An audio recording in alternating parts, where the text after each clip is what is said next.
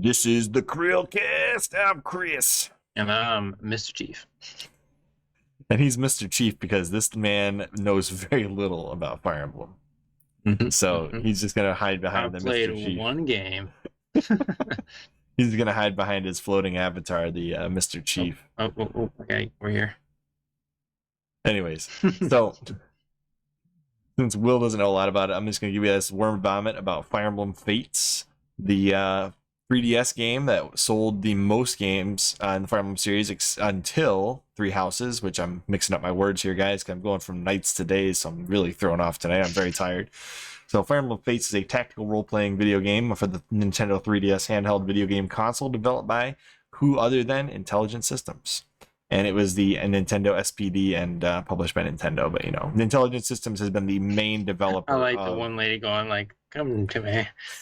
That is kind of a meme in the Fire Emblem universe. Oh man. Anyways, I think her name's Camilla. Maybe I need to play this game now.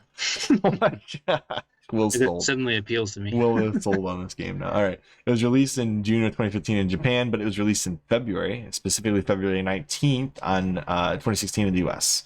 It is the 14th installment in the Fire Emblem series.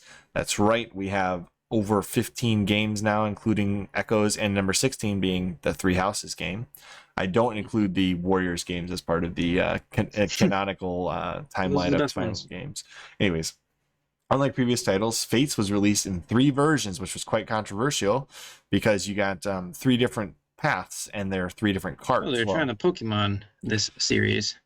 Kind of, but not really. So you had the Conquest, the Birthright, and Revelations, and there was actually one cart to rule them all, which I have. It's on the special edition cart. They had all 3 paths on one cart. So clearly they weren't lacking for the ability to put multiple paths on the same cart. They just chose not to. So Nintendo did face some backlash over that.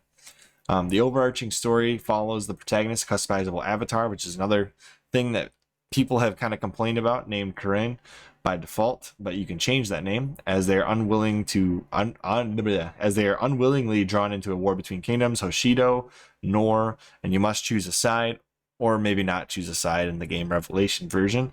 But after critical and commercial success of Awakening, the Fates development began immediately, essentially like, holy cow, we sold a bunch of Fire Emblem games. Let's make another one. Even though Awakening was originally intended to be the last game in the series, it was kind of the last-ditch effort to save the series from the creators that were still involved. So on that aspect, I do appreciate the fact that Awakening and Fates exist, but they are not my favorite Fire Emblem games. To show all sides of the story and provide players with different Fire Emblem experiences, the game was split up into multiple versions. Again, this is highlighted 3 times in this outline because it was such a weird thing for Fire Emblem to do. Especially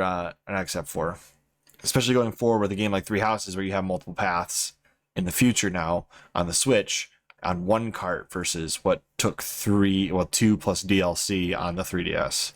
Unless you got the special edition. I'm telling you, they just wanted to sell more copies, just like the random, like, well, there's always multiple versions of Pokemon.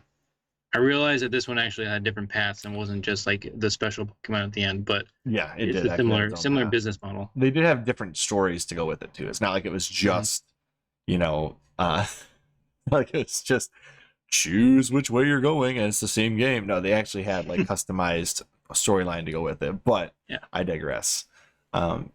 Seeing this game be extremely popular and followed up with Fire Emblem Echoes, which in my opinion is the best modern Fire Emblem game of the 4 between Awakening, Fates, Echoes, and Three Houses. I think Echoes is the best of the 4 modern Fire Emblem games.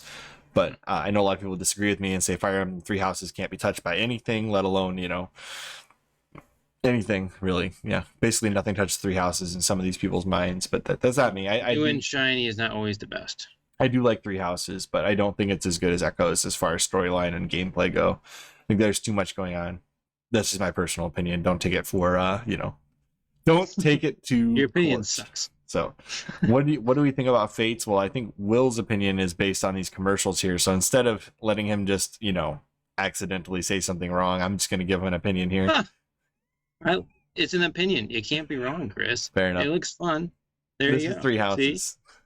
Well, yeah, so it's Three Houses looks fun. Yeah, go back to the other one. That also looks fun.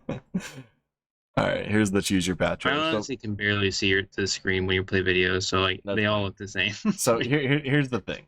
I really enjoyed the opening of Fire Emblem Fates. And when I got to the part where Fate says which way you're going to go, I'm like, well, if I only had the Conquest or Birthright cart, my choice is already made for me. It kind of defeats the decision at hand. There's no decision to be made. But since I have the special edition cart, there is heavy weight on that decision, and you can choose any of the paths. So, in my opinion, the decision to release it on 3 different carts kind of destroys the entire integrity of that decision and makes it less of a decision and more of a what did you buy? Mm. Now, anybody that's played Fire Emblem Fates knows what I'm talking about. It's about chapter 6-ish, I think it's 6, where you literally are presented with, okay, here's the 2 warring families, and the third option, which way are you going? And it's a pretty big decision, but you don't get to make it if you only bought 1 cart or you buy the DLC with the carts. You could get Conquest or Birthright and then pay an additional $40 to get the other 2 routes, or you could buy Conquest and get Birthright and Revelations. You know, whatever you end up buying, you can get the other 2 paths by paying. See, this is the decision right here on the screen here. So you're choosing your destiny here at this critical moment in the story, but you can't choose something that you didn't pay for. So it's like, kind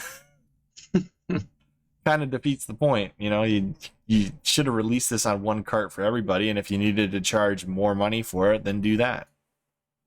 But anyways, the game itself, it's pretty good. The art style is pretty good, but the story, it's lackluster. There's some good points and bad points, but overall, I do think this story could have used some more polish. And if you choose the Birthright route, it feels like the story kind of makes sense.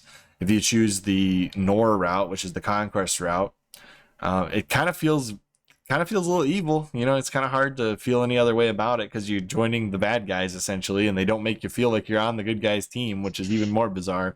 And then there's Revelation, where it's like neutral, don't choose a side and make your own decisions. And then, you know, it's got its own ending, which supposedly explains canonically what happened in this game. And it's kind of weird that it's locked behind paid DLC and entire background canon to the game. So I don't know. It's got a lot of issues, and they kind of refined that really well with 3 Houses by putting all the routes on 1 cart and all of the gameplay in 1 cart, and you don't have to buy multiple versions of the game just to get all of the storylines. So I don't know, it kind of reminds me of when Halo went to Halo 2, and I said I wasn't going to say this, but I'm going to say it anyways. Like, can you imagine if in Halo 2 they sold you 2 different versions, one with the Arbiter, one with the Master Chief, and said, have at it, figure it out? Yeah. It'd be kind of weird. I would have bought them. I'm not saying you wouldn't buy it. I'm saying it would have been kind of confusing and weird. And the only way you would get the true ending is if you bought both of them. Like, can you imagine?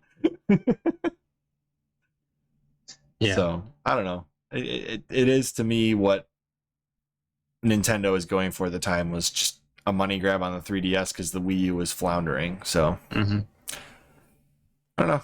I think that this was one of those projects that was bigger than what the creators really thought it was going to be, and ended up being a lot more work than they expected it to be, and therefore it wound up being kind of a mess in implementation. So it's a really beautiful game, art style wise on the 3DS, but I have a hard time recommending it to people because of a lot of the flaws it has. Awakening, on the other hand, I just did not enjoy. So Echoes was like the one bright spot on the 3DS for me. So if I had to recommend any of the Fire Emblem games on the 3DS, it's going to be Echoes every single time. Okay. Anyways, Fire Emblem series going forward, Nintendo, don't split this into multiple games. Just one game, please. One game every generation, or every generation of Fire Emblem, I should say, and that's it. Leave it at that. That's fair. And will eventually pick up some of these. We'll see. I will. I mean, I really enjoyed 7, so I'll eventually get into the series. Did I finish it yet? Yeah. No. There's like 4 billion chapters in it. It's like 30. Okay, well, I'm actually in the 20, so I'm actually pretty close. Yeah, you're going to finish it soon. The ending's really good. It pays off well. Fire Emblem 7 on your Wii U, go buy it. It's really nice, and it's like $7.99, so it's totally worth it. Anyways, as always, I am Chris. And I'm Will. And we will see you on the next CHRILLCAST. Bye, guys. But only if you subscribe. Otherwise, you'll probably never see us again.